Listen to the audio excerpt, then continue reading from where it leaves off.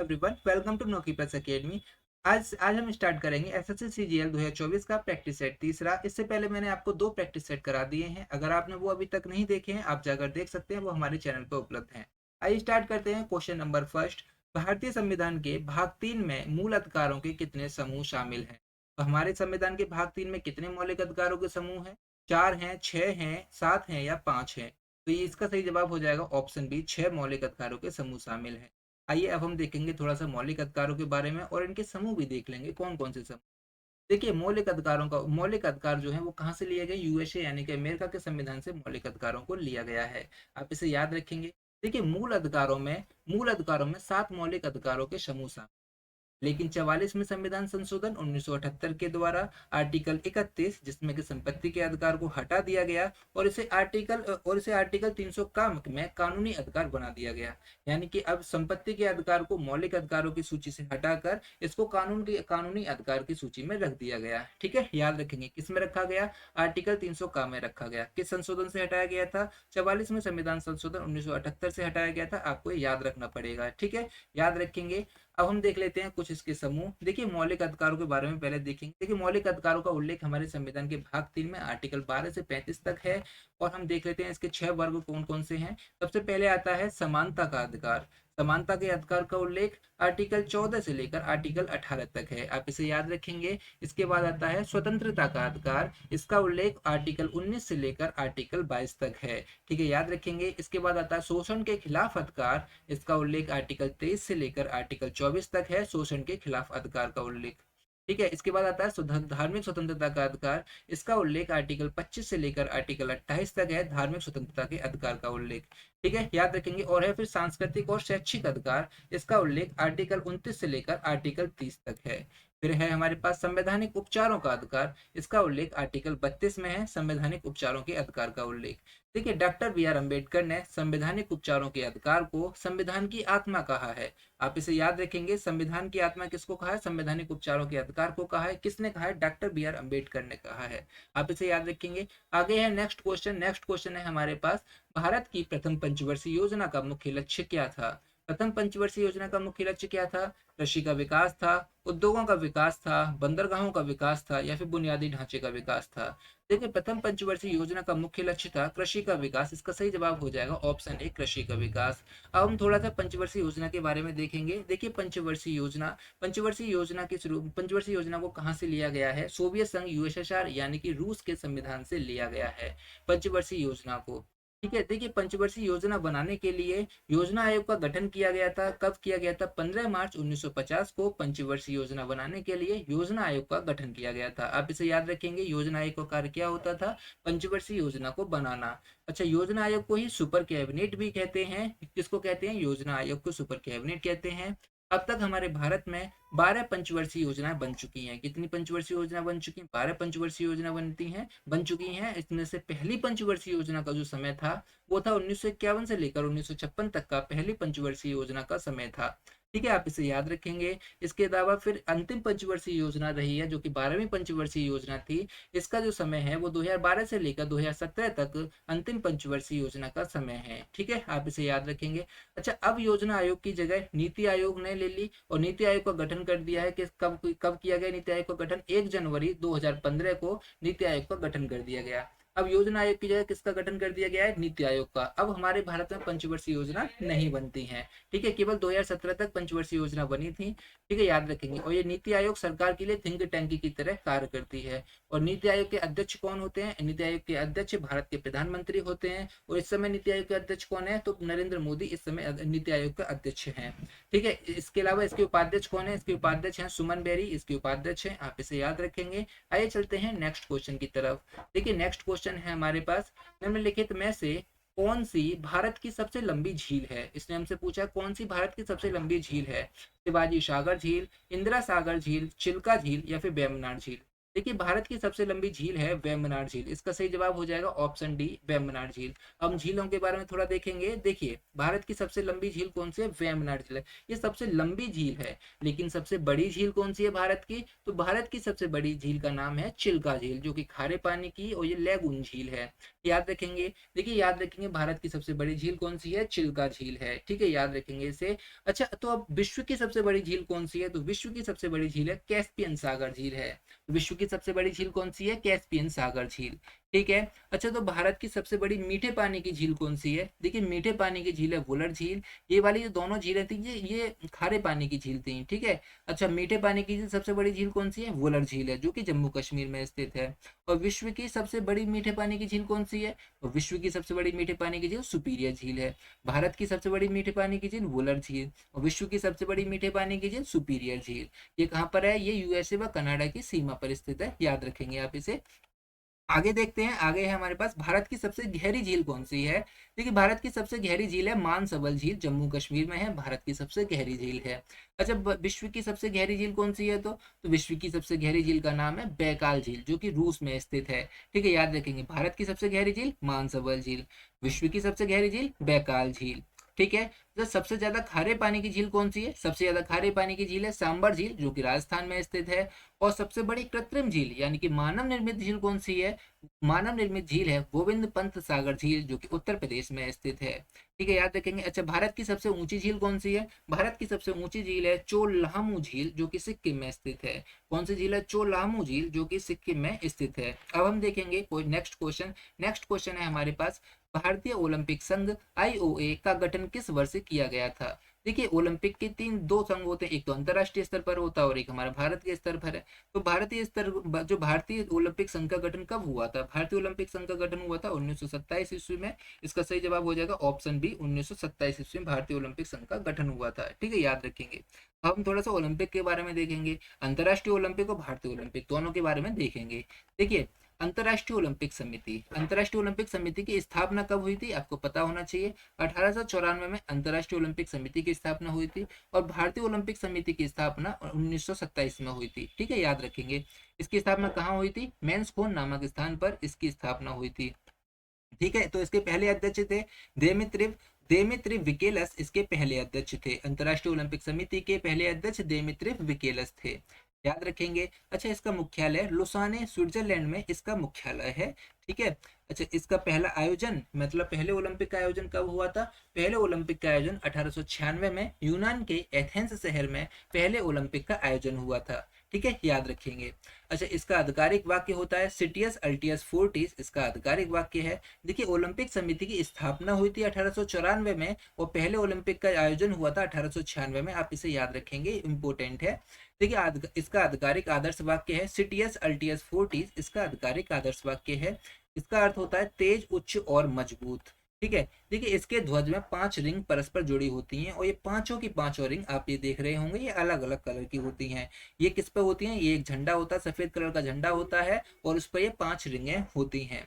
तो ये पांचों रिंग अलग अलग कलर की होती हैं और अलग अलग कलर अलग अलग महाद्वीप को शो करता है। जैसे कि इनके इनके रंग जो होते हैं, इनके रंग आपको याद रखने पड़ेंगे। इसका रंग नीला, ये होता है नीला, पीला, काला, हरा और लाल, इनके इनके रिंगों के रंग होते हैं। ठीक है, याद रखेंगे। देखिए नीला रंग होता है यूरोप के लिए, काला रंग है अफ्रीका के लिए और लाल रंग होता है उत्तरी और दक्षिणी अमेरिका के लिए, लाल रंग होता है। अच्छा, पीला रंग होता है एशिया के लिए, यानी कि हमारे लिए, हम एशिया में रहते हैं, हमारे लिए पीला रंग होता है। और हरा रंग होता है ओशिनिया के लिए। ठीक है, याद रखेंगे। तो इस तरह से ओलंपिक के झंडे में कितने रंग होते हैं? 6 रंग होते हैं। छठा रंग कहाँ होता है? जो सफेद कलर का झंडा होता है वो छठा रंग होता है और इसके ऊपर 5 रिंगें होती हैं। तो इस तरह से कितने रंग हो जाते हैं? 6 रंग हो जाते हैं। तो इसको डिजाइन किसने किया था? इसको डिजाइन कोबर्टिन ने, फ्रांस का कोबर्टिन था, इसने इसको डिजाइन किया था। और प्रत्येक 4 साल के अंतराल पर ओलंपिक खेले जाते हैं, आपको याद रखना होगा। ठीक है। अच्छा, ओलंपिक में मशाल जलाने की शुरुआत कब से हुई थी? 1928 एम्स्टर्डम ओलंपिक से ओलंपिक में मशाल जलाने की शुरुआत हुई थी। ठीक है।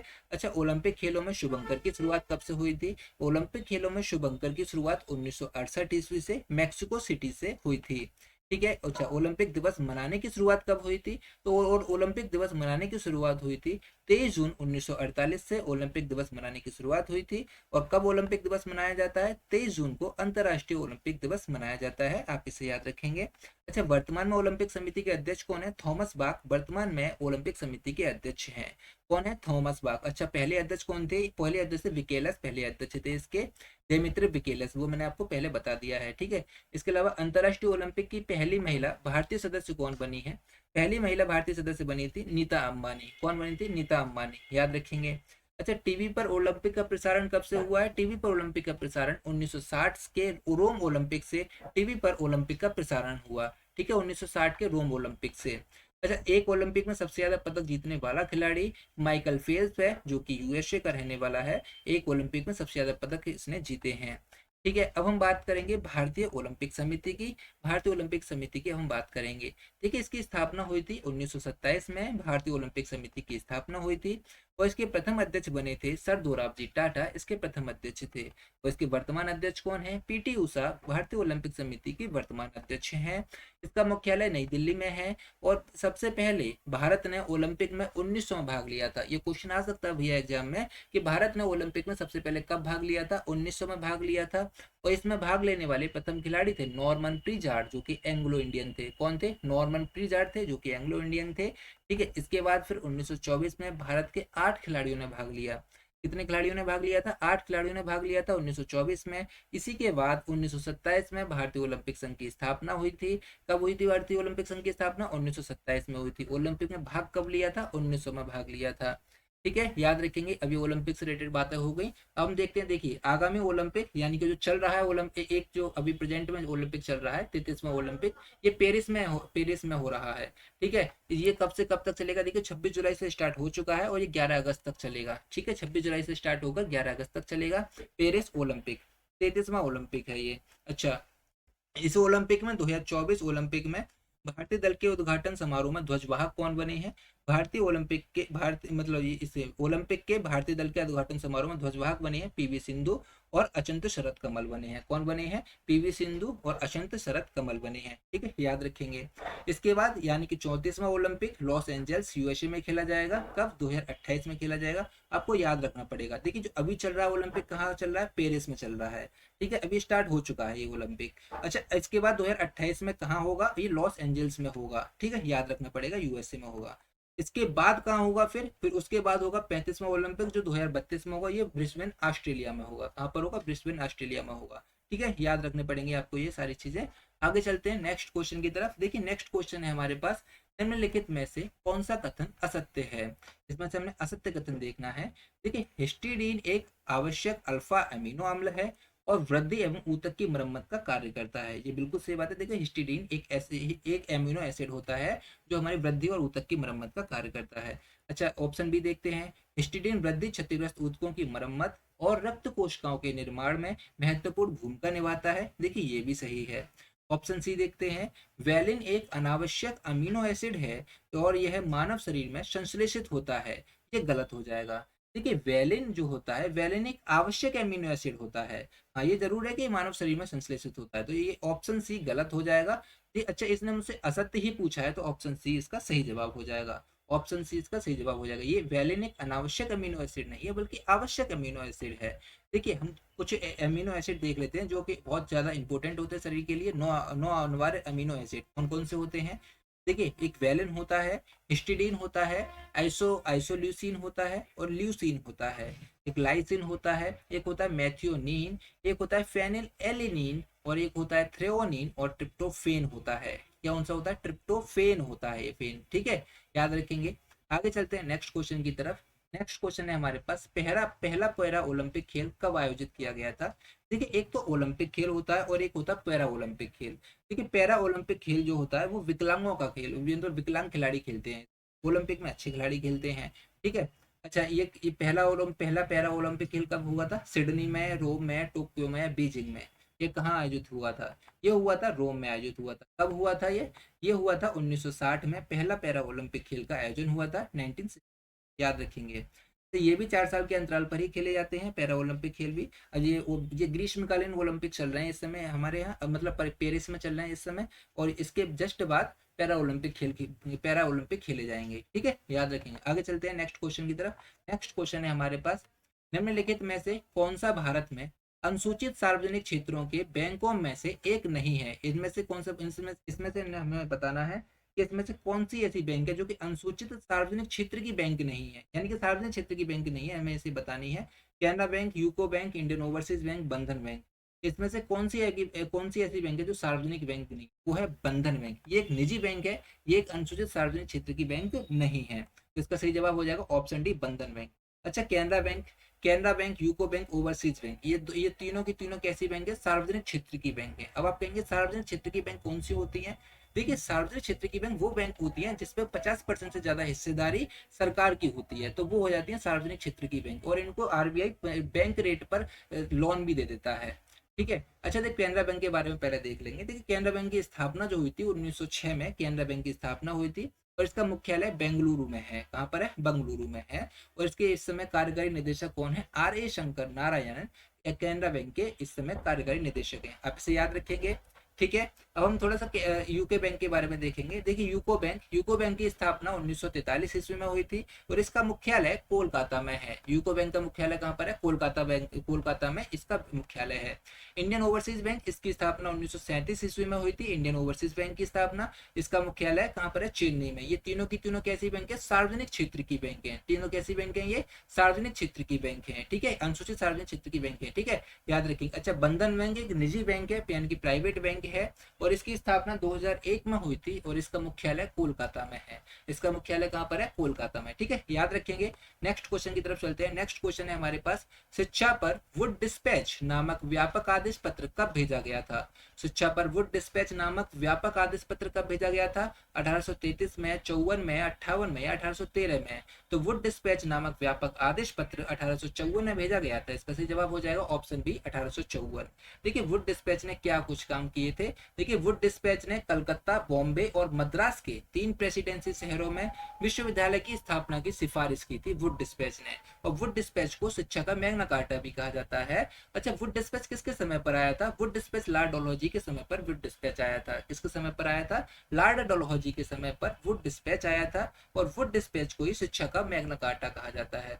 अब बात करेंगे लॉर्ड डलहौजी की। देखो, तो लॉर्ड डलहौजी ने कब से कब तक शासन किया था, यानी कि ये कब से कब तक भारत का गवर्नर जनरल रहा था? तो लॉर्ड डलहौजी 1848 से लेकर 1856 तक भारत का गवर्नर जनरल रहा था, और इसने अपने राज्य हड़प नीति के तहत सबसे पहले इसने किस राज्य को हड़पा था? सतारा को हड़पा था। किसको हड़पा था? सतारा को हड़पा था। आपको याद रखना पड़ेगा भैया, ये क्वेश्चन एग्जाम में आया हुआ है कि लॉर्ड डलहौजी ने अपने राज्य हड़प नीति के तहत सबसे पहले किस राज्य को हड़पा है? तो किस राज्य को हड़पा है? सतारा राज्य को हड़पा है। ठीक है, याद रखेंगे आप, ये सारी चीजें इंपॉर्टेंट हैं। आगे चलते हैं नेक्स्ट क्वेश्चन की तरफ। नेक्स्ट क्वेश्चन है हमारे पास, भारत की पहली पेट्रोकेमिकल कंपनी कौन सी थी? तो भारत की पहली पेट्रोकेमिकल कंपनी कौन सी थी?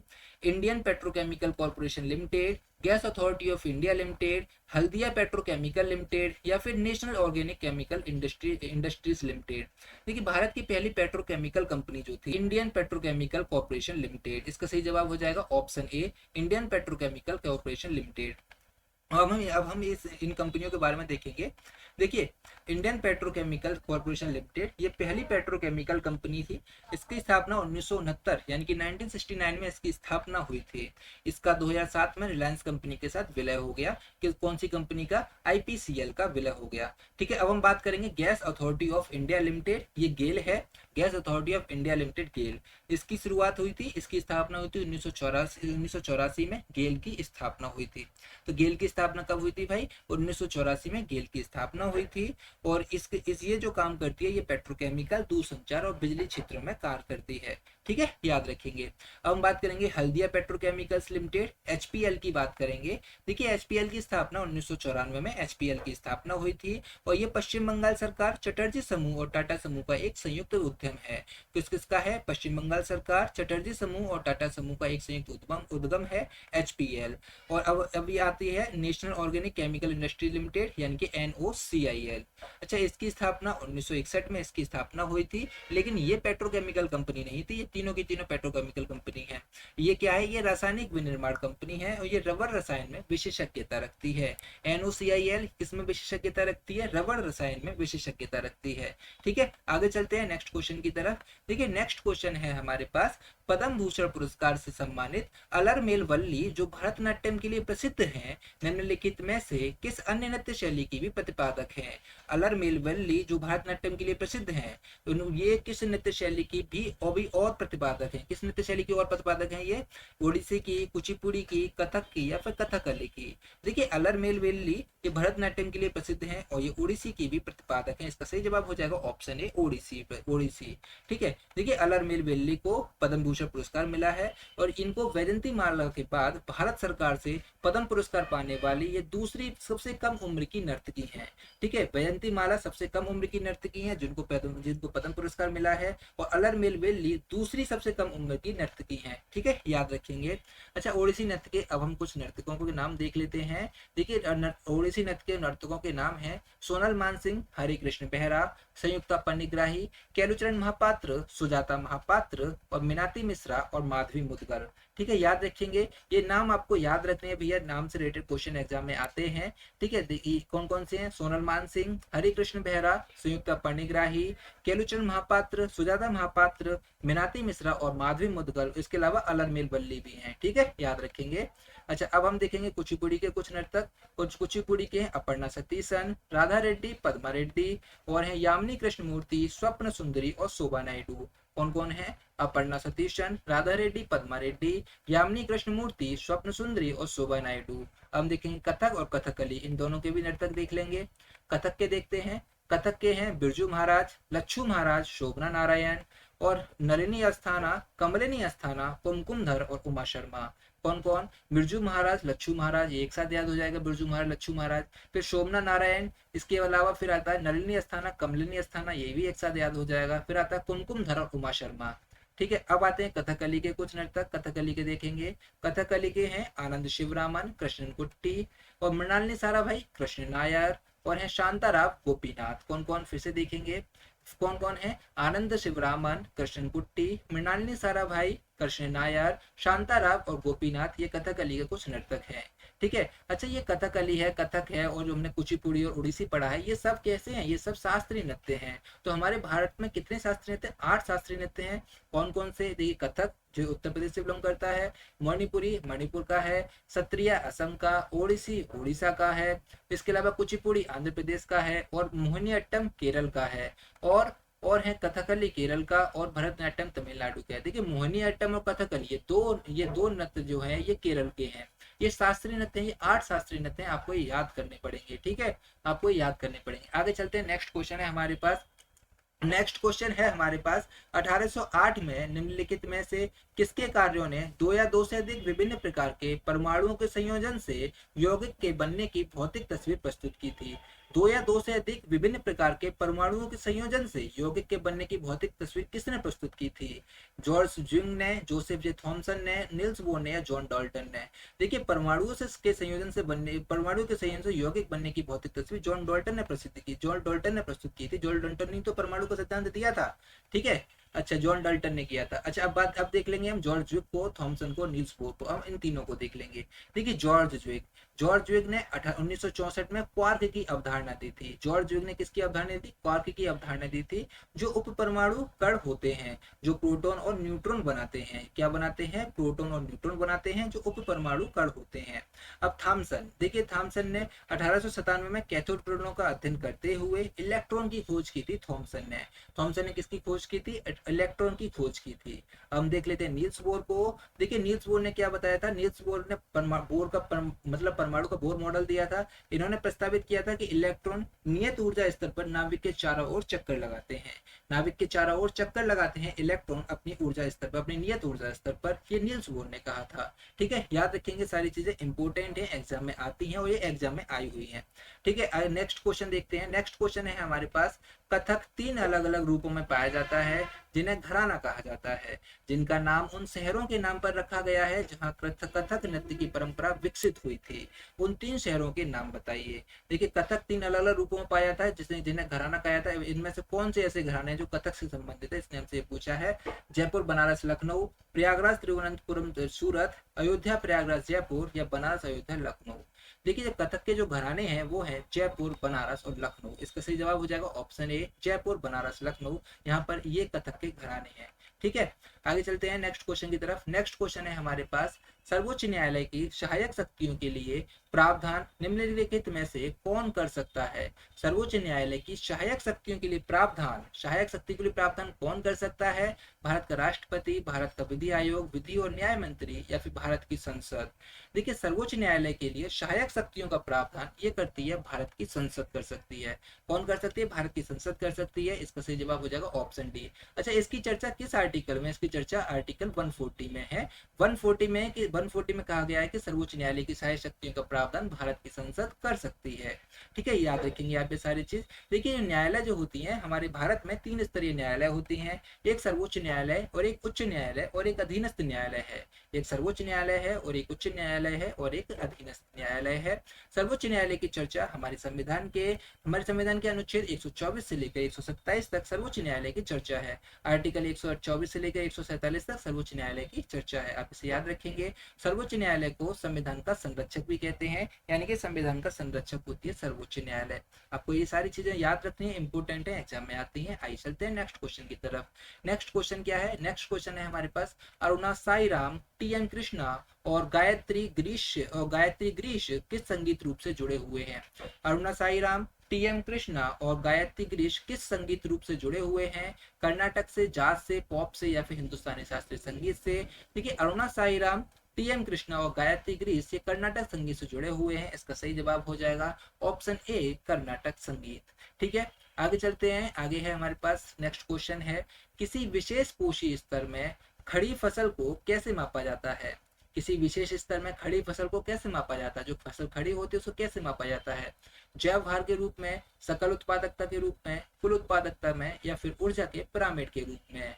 देखिए, किसी पोषी स्तर पर खड़ी फसल को जैव भार के रूप में मापा जाता है। इसका सही जवाब हो जाएगा ऑप्शन ए, जैव भार के रूप में। ठीक है, याद रखेंगे। नेक्स्ट क्वेश्चन देखते हैं। नेक्स्ट क्वेश्चन है हमारे पास, अनेर, पंजारा और वाघुर किस नदी की सहायक नदियां हैं? कौन सी? अनेर, पंजारा और वाघुर किस नदी की सहायक नदियां हैं? कावेरी, महानदी, ताप्ती, या गोदावरी? देखिए, अनेर, पंजारा और वाघुर नदी ये ताप्ती की सहायक नदियां हैं। किसकी है? ताप्ती की। इसका सही जवाब हो जाएगा ऑप्शन सी, ताप्ती। हम ताप्ती, कावेरी, महानदी, गोदावरी इन सभी के बारे में देखेंगे और इनकी सहायक नदियों को देख लेंगे। इन सभी चारों नदियों को देखेंगे। देखिए, ताप्ती नदी का उद्गम मध्य प्रदेश के बैतूल जिले से ताप्ती नदी का उद्गम होता है। कहाँ से होता है? मध्य प्रदेश के बैतूल जिले से। याद रखेंगे भैया कि कहाँ से होता है? मध्य प्रदेश के बैतूल जिले से होता है। इसकी सहायक नदियां हैं अनेर, पंजारा, वाघुर, गिरना और मोरना। इसकी सहायक नदियां हैं।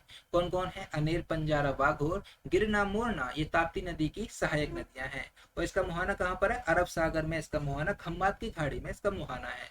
ठीक है, याद रखेंगे। खंबात की खाड़ी कहाँ पर है? गुजरात के पास स्थित खंबात की खाड़ी, और अरब सागर में इसका मुहाना है।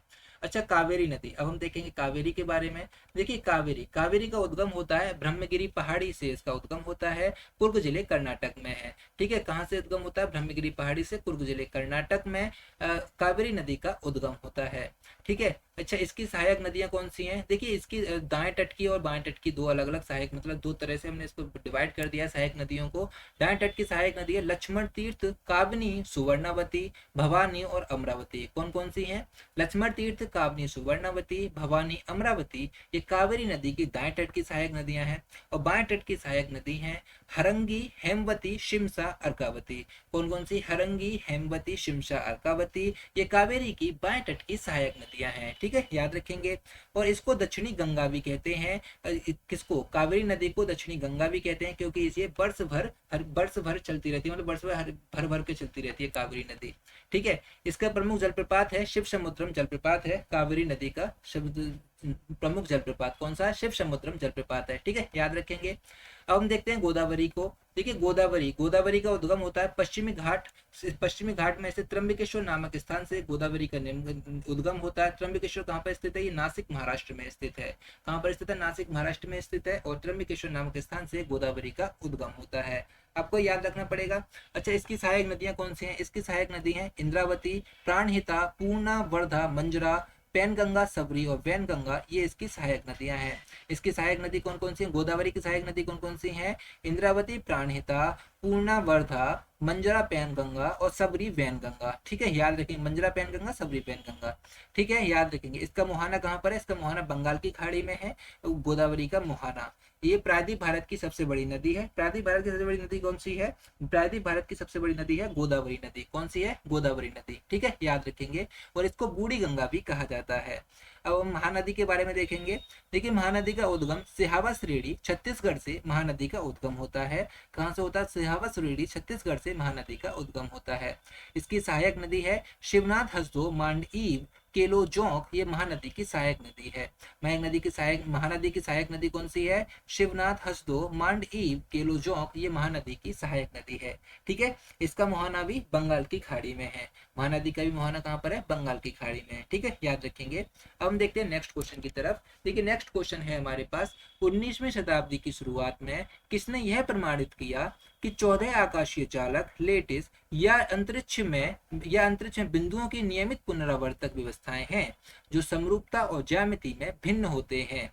यानी कि किसने यह प्रमाणित किया था कि 14 आकाशीय जालक या अंतरिक्ष में बिंदुओं की नियमित पुनरावर्तक व्यवस्थाएं हैं जो समरूपता और ज्यामिति में भिन्न होती हैं। ये किसने प्रमाणित किया था? तो ये किया था अगस्टे ब्रावाइस ने प्रमाणित किया था। किसने प्रमाणित किया था? अगस्टे ब्रावाइस ने प्रमाणित किया था। देखिए, अगस्टे ब्रावाइस ने क्या कहा था, इसे हम थोड़ा सा यहाँ देखेंगे। देखिए, अगस्टे ब्रावाइस ये एक फ्रांसीसी भौतिक विज्ञानी थे। ये कौन थे? ये एक फ्रांसीसी भौतिक विज्ञानी थे जिन्होंने 1848 ईस्वी में बताया कि केवल 14 संभावित त्रिविम जालक हैं जो बिना अंतराल के स्थान भर सकती हैं, जिन्हें ब्राविस जालक के रूप में जाना जाता है। ठीक है, ये किसने बताया था? ब्राविस ने बताया था। अच्छा, ब्राविस जालक 14 विभिन्न 3 आयामी विन्यासों को संदर्भित करता है जिसमें परमाणुओं को क्रिस्टल में व्यवस्थित किया जा सकता है। ये ब्राविस जालक की खोज थी। ठीक है, आगे चलते हैं नेक्स्ट क्वेश्चन की तरफ। नेक्स्ट क्वेश्चन है हमारे पास, करसन दास मुलजी और दादोबा पांडुरंग से जुड़े थे। दादोबा पांडुरंग किससे जुड़े हुए थे? देखिए, यहाँ फिल इन द ब्लैंक्स है, ये मैं छूट भूल गया हूँ। क्या क्वेश्चन दोबारा पढ़ते हैं। देखिए, करसन दास मुलजी और दादोबा पांडुरंग किससे जुड़े थे जिसने जाति व्यवस्था जैसी बुराइयों के खिलाफ काम किया और विधवा पुनर्विवाह को प्रोत्साहित किया था? ये किससे जुड़े थे? ये परमहंस मंडली से जुड़े थे। किससे जुड़े थे? ये परमहंस मंडली से जुड़े थे। इसका सही जवाब हो जाएगा ऑप्शन ए, परमहंस मंडली। हम देख लेते हैं थोड़ा परमहंस मंडली के बारे में। देखिए, परमहंस मंडली की स्थापना 1840 में मुंबई में इसकी स्थापना हुई थी। अच्छा, करसन दास मुलजी, दादोबा पांडुरंग और दुर्गाराम मेहता जी और उनके कई दोस्तों ने मिलकर परमहंस मंडली की स्थापना की थी। ठीक है, किसने की थी? करसन दास मुलजी, दादोबा पांडुरंग और दुर्गाराम मेहता जी जैसे और भी कई दोस्त थे, इन्होंने इसकी स्थापना की थी। मंडली ने विधवा पुनर्विवाह, महिला शिक्षा का समर्थन किया था और जाति व्यवस्था जैसी बुराइयों के खिलाफ काम किया था। परमहंस मंडली ने जाति व्यवस्था जैसी बुराइयों के खिलाफ काम किया था और विधवा पुनर्विवाह और महिला शिक्षा का समर्थन किया था। अब हम देख लेते हैं और भी, जैसे ब्रह्म समाज था उस वहां पर ब्रह्म समाज, आर्य समाज के बारे में देख लेंगे। देखिए, ब्रह्म समाज की स्थापना 1828 में कलकत्ता में ब्रह्म समाज की स्थापना हुई थी। इसके संस्थापक थे राजा राम मोहन राय। ब्रह्म समाज के संस्थापक कौन थे? राजा राम मोहन राय थे। और इनको राजा की उपाधि किसने दी थी? अकबर द्वितीय ने इनको राजा की उपाधि दी थी। आपको याद रखना पड़ेगा, इंपोर्टेंट क्वेश्चन आया हुआ है एग्जाम में। हिंदू धर्म की कुप्रथाओं के विरुद्ध आवाज उठाई थी इन्होंने और मूर्ति पूजा का विरोध किया था। राजा राम मोहन राय ने हिंदू धर्म की कुप्रथाओं के विरुद्ध आवाज उठाई और मूर्ति पूजा का विरोध किया। 1829 में लॉर्ड विलियम बेंटिक के सहयोग से सती प्रथा का अंत करवाया था इन्होंने, राजा राम मोहन राय ने। कब? 1829 में। एकेश्वरवाद मत के प्रचार हेतु 1815 में आत्मीय सभा का भी गठन किया था राजा राम मोहन राय ने। इसके अलावा 1817 में डेविड हेयर के सहयोग से कलकत्ता में हिंदू कॉलेज की स्थापना की और 1825 में कलकत्ता में ही वेदांत कॉलेज की स्थापना की थी। किसने? राजा राम मोहन राय ने 1817 में डेविड हेयर के सहयोग से कलकत्ता में हिंदू कॉलेज की स्थापना की थी और 1825 में कलकत्ता में ही वेदांत कॉलेज की स्थापना की थी। ठीक है, याद रखेंगे आप इसे। अच्छा, इन्होंने मिरातुल अखबार फारसी में, तोहफत उल मुहाद्दीन फारसी में और संवाद कौमुदी बंगाल भाषा में इन्होंने प्रकाशन किया था। इन्होंने किस किस अखबार का प्रकाशन किया था? मिरातुल अखबार, तोहफत उल मुहाद्दीन अखबार और संवाद कौमुदी। इसको आपको लैंग्वेज याद रखनी पड़ेगी। मिरातुल अखबार फारसी भाषा में, तोहफत उल मुहाद्दीन फारसी में और संवाद कौमुदी बांग्ला भाषा का प्रकाशन किया था। ठीक है, अब देखिए, राजा राम मोहन राय की मृत्यु के बाद 1833 के बाद ब्रह्म समाज की बागडोर देवेंद्रनाथ टैगोर और पंडित रामचंद्र विद्या वागीश के हाथों में आ गई थी। किस किस के हाथों में आ गई थी? देवेंद्रनाथ टैगोर और रामचंद्र विद्या वागीश के हाथों में आ गई थी। राजा राम मोहन राय की मृत्यु 1833 में हुई थी। फिर 1857 में केशव चंद्र सेन को ब्रह्म समाज की सदस्यता प्रदान करते हुए इनको समाज का आचार्य नियुक्त कर दिया गया। किसको? केशव चंद्र सेन को। फिर 1865 में दोनों में मतभेद होने के कारण ब्रह्म समाज का विभाजन हो गया और देवेंद्रनाथ टैगोर ने और आदि ब्रह्म समाज की स्थापना कर दी। अब देवेंद्रनाथ टैगोर ने किसकी स्थापना कर दी? आदि ब्रह्म समाज की स्थापना की। ठीक है, याद रखेंगे। और 1867 में केशव चंद्र सेन ने वेद समाज की स्थापना कर दी। 1867 में केशव चंद्र सेन ने वेद समाज की स्थापना कर दी और देवेंद्रनाथ टैगोर ने आदि ब्रह्म समाज की स्थापना कर दी। ठीक है, याद रखेंगे, सारी चीज इंपॉर्टेंट है। अब हम देखेंगे सत्यशोधक समाज के बारे में। देखिए, सत्यशोधक समाज की स्थापना 1873 में महाराष्ट्र में हुई थी। सत्यशोधक समाज की स्थापना और इसके संस्थापक थे ज्योतिबा राव फुले। सत्यशोधक समाज के संस्थापक थे। कौन थे इसके संस्थापक? ज्योतिबा राव फुले थे। इसकी इनकी पुस्तक का नाम है गुलामगिरी। गुलामगिरी ज्योतिबा राव फुले की पुस्तक का नाम है और इनका उद्देश्य है जाति प्रथा का पूर्ण उन्मूलन और सामाजिक आर्थिक समानता लाना, इनका उद्देश्य था। ठीक है, सबसे पहले इस संगठन ने अस्पृश्य और कमजोर वर्ग के लिए स्कूल खुलवाए और नारी शिक्षा के लिए पूना में कन्या विद्यालय खुलवाया था। ठीक है, किस संगठन ने? सत्यशोधक समाज ने। सबसे पहले सत्यशोधक समाज ने अस्पृश्य और कमजोर वर्ग के लिए स्कूल खुलवाए थे और नारी शिक्षा के लिए पूना में कन्या विद्यालय खुलवाए थे। ठीक है, याद रखेंगे। अब हम देख लेते हैं आर्य समाज के बारे में। देखिए, आर्य समाज की स्थापना 1875 में मुंबई में हुई थी। आर्य समाज की स्थापना, इसके संस्थापक थे दयानंद सरस्वती।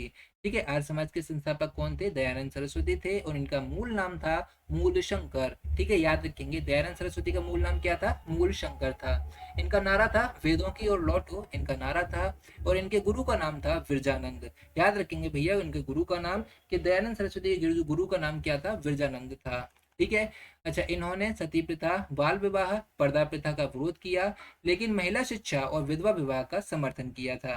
ठीक है, याद रखेंगे, इन्होंने किस किस का विरोध किया था? सती प्रथा, बाल विवाह, पर्दा प्रथा का विरोध किया और महिला शिक्षा और विधवा पुनर्विवाह का समर्थन किया था। अब चलते हैं नेक्स्ट क्वेश्चन की तरफ। नेक्स्ट क्वेश्चन है हमारे पास, आर्यों की मुख्य सामाजिक इकाई क्या थी? देखिए, आर्यों की मुख्य सामाजिक इकाई जन थी। क्या थी? जन थी। इसका सही जवाब हो जाएगा ऑप्शन डी, जन। नेक्स्ट क्वेश्चन है हमारे पास। नेक्स्ट क्वेश्चन क्या है? निम्नलिखित में से कौन बहमनी सल्तनत का संस्थापक था जिसने सिंहासन पर बैठने के बाद बहमन शाह की उपाधि धारण की थी? ठीक है, इनमें से कौन सा बहमन सल्तनत का संस्थापक था जिसने सिंहासन पर बैठने के बाद बहमन शाह की उपाधि धारण की थी? मोहम्मद शाह, गयासुद्दीन तहमतान शाह, दाऊद शाह या फिर अलाउद्दीन हसन? तो ये कौन था? ये अलाउद्दीन हसन था। कौन था? अलाउद्दीन हसन था। अब हम थोड़ा बहमन शाह के, बहमन सल्तनत के बारे में थोड़ा देखेंगे, बहमन साम्राज्य के बारे में। ठीक है, देखिए, बहमनी साम्राज्य। देखिए, सरदार और अमीरों ने 1347 ईस्वी में जफर खान को अलाउद्दीन हसन बहमद शाह की उपाधि देकर अपना शासक घोषित किया था। जफर खान, जिसका नाम क्या? हसन गंगू। जिसका नाम क्या था? हसन गंगू। हसन गंगू को अलाउद्दीन हसन बहमद शाह की उपाधि देकर अपना शासक घोषित किया था वहां के अमीरों ने 1347 ईस्वी में।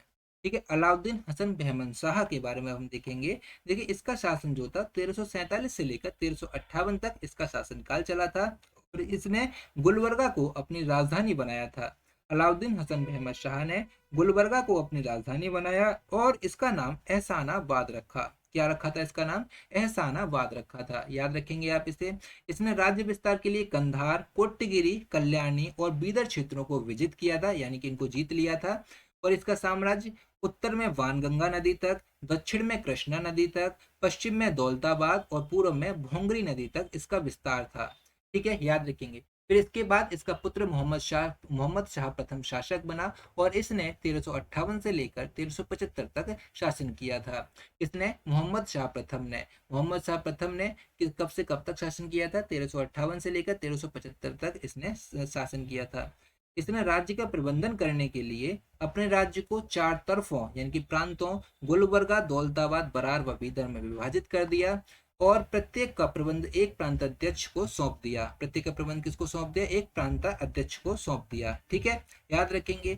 इसी के काल में पहली बार बारूद का उपयोग किया गया था। इंपॉर्टेंट बात बन जाती है भैया कि किसके शासनकाल में पहली बार बारूद का उपयोग किया गया था? मोहम्मद शाह प्रथम के शासनकाल में पहली बार बारूद का उपयोग किया गया था। ठीक है, याद रखेंगे। इसके बाद आते हैं, इसके बाद कई शासक आए जो कि ज्यादा इंपोर्टेंट नहीं थे। फिर इनके बाद आए ताजुद्दीन फिरोज शाह।